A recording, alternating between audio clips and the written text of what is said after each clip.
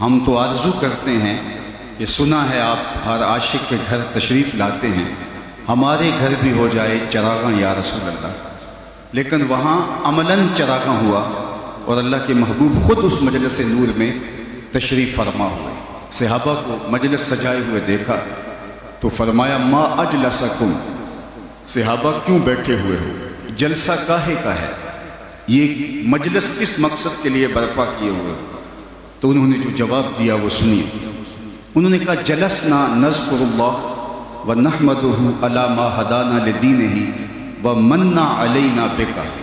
حضور ہمارے بیٹھنے کا مقصود یہ ہے کہ ہم اللہ کی حمد بیان کر رہے ہیں، اس کا شکرانہ ادا کر رہے ہیں اس بات پر کہ اس نے ہمیں ہدایت دین دی اور آپ کی صورت میں ہمارے اوپر انعام فرمایا۔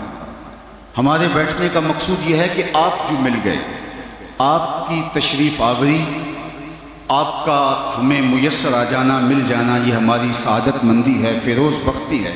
اس پر ہم اللہ کے شکرانے کی مجلس برپا کیے ہوئے۔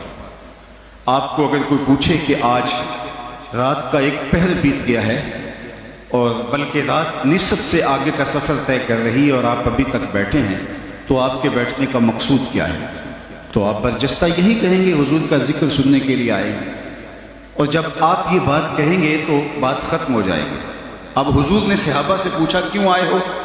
تو انہوں نے کہا کہ ہم اس مقصد کے لیے آئے ہیں کہ اللہ نے آپ کی صورت میں ہمارے اوپر جو انعام کیا اس کا شکرانہ ادا کریں۔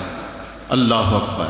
بات تو ختم ہو جانی چاہیے تھی، لیکن حضور نے فرمایا صحابہ کیا تم اس بات پہ قسم دیتے ہو کہ اسی لیے بیٹھے ہو؟ تمہارے بیٹھنے کا کوئی اور مقصود نہیں ہے؟ تو انہوں نے برجستہ کہا جی حضور ہم اسی لیے بیٹھے۔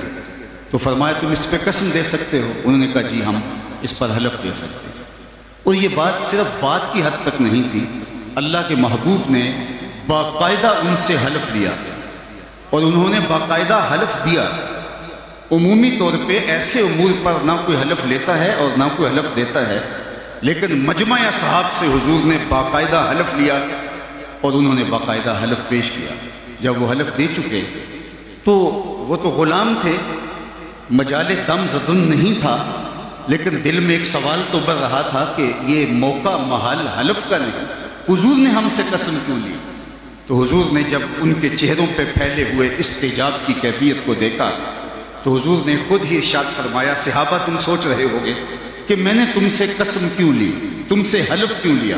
تو سنو، تم یہاں مجلس برپا کیے ہوئے تھے، میں حجرے میں موجود تھا، میرے پاس جبریل امین حاضر خدمت ہوئے، فَأَخْبَرَنِي أَنَّ اللَّهَ يُبَاهِي بِكُمُ الْمَلَائِكَةَ، اور انہوں نے آ کے مجھے کہا محبوب آپ یہاں جلوہ فراز ہیں، ذرا باہر تو نکل کے دیکھیے، آپ کے صحابہ کے اس عمل پر اللہ ملائے اعلیٰ میں ناز فرما رہا ہے، اللہ فخر و مباحات کر رہا ہے آپ کی اس مجلس پر۔ اللہ اکبر! عالی مرتبت سامعین، میں صرف آپ کی توجہ چاہوں گا۔ تو اس بات پر اللہ عالم بالا میں فرشتوں میں فخر فرما رہا ہے کہ یہ میرے محبوب کے آنے پر اللہ کا شکرانہ ادا کر رہے ہیں، میرا شکر ادا کر رہے ہیں۔ یہ کتنے قدر شناس نکلے کہ میں ایک نعمت دی اور اس نعمت کے شکرانے کو ادا کر رہے ہیں۔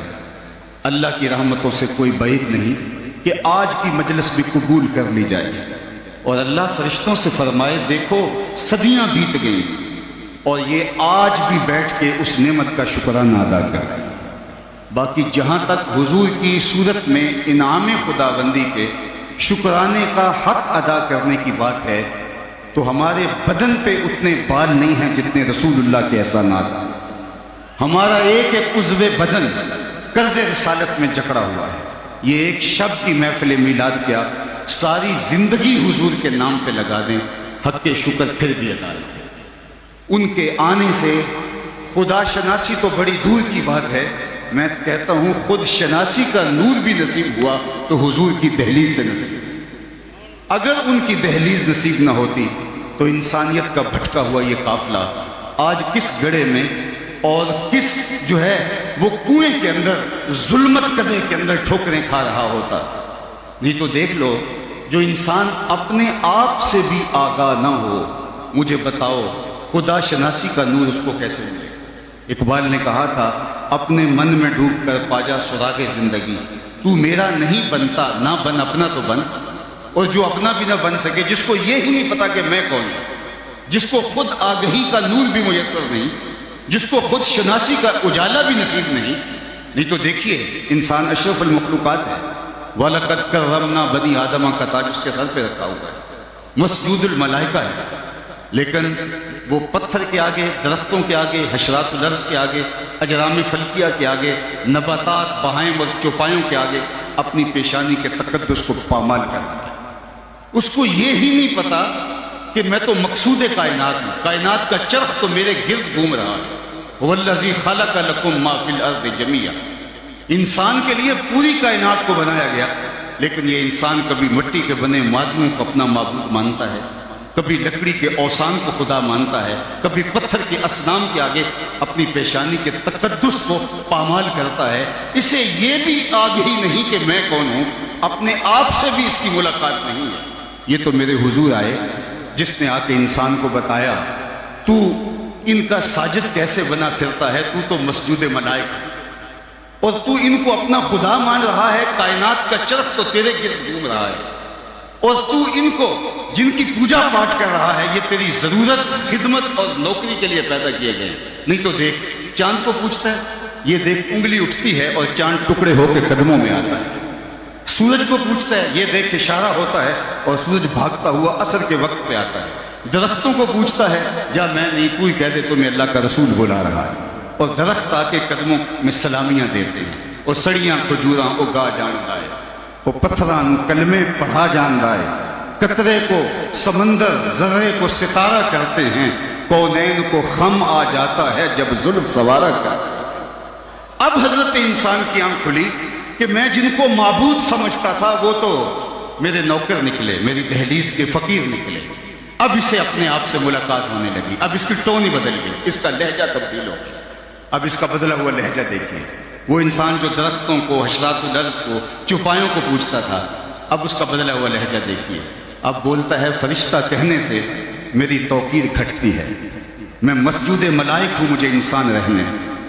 اب اسے سمجھ آئی کہ میں کون ہوں، تو راز کن فکاں ہے، اپنی آنکھوں پر عیاں ہو جا، خودی کا رازداں ہو جا، خدا کا ترجمہ ہو جا، خودی میں ڈوب جا غافل، یہ سر زندگانی ہے، نکل کر حلقہ شام و سحر سے جاوداں ہو جا، مسافے زندگی میں سیرت فولاد پیدا کر، شبستان محبت میں حریر و پرنیا ہو جا، گزر جا بن کے سیل تند روح کو ہو بیاباں سے، گلستان راہ میں آئے تو جوئے نغمہ کہاں ہو جا، تیرے علم و محبت کی نہیں ہے انتہا کوئی، نہیں ہے تجھ سے بڑھ کر ساز فطرت میں نوا۔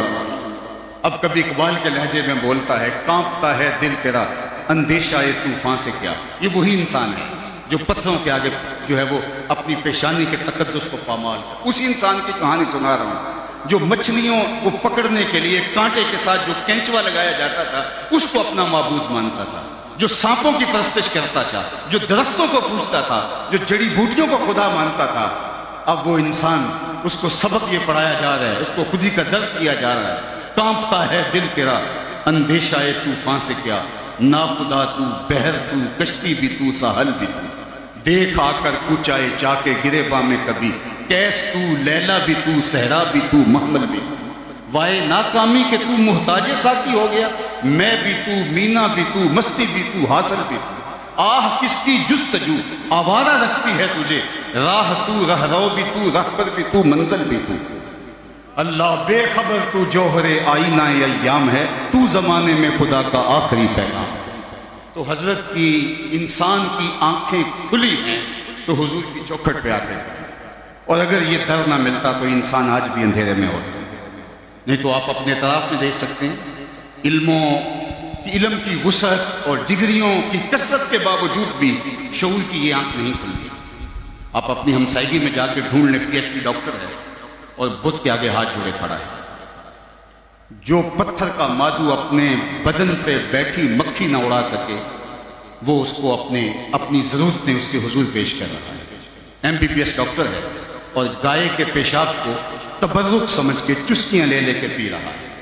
اس کی طبیعت میں کوئی نفاست نہیں، اس کی طبع میں کوئی پاکیزگی نہیں ہے کہ اس کو تعفن محسوس ہو۔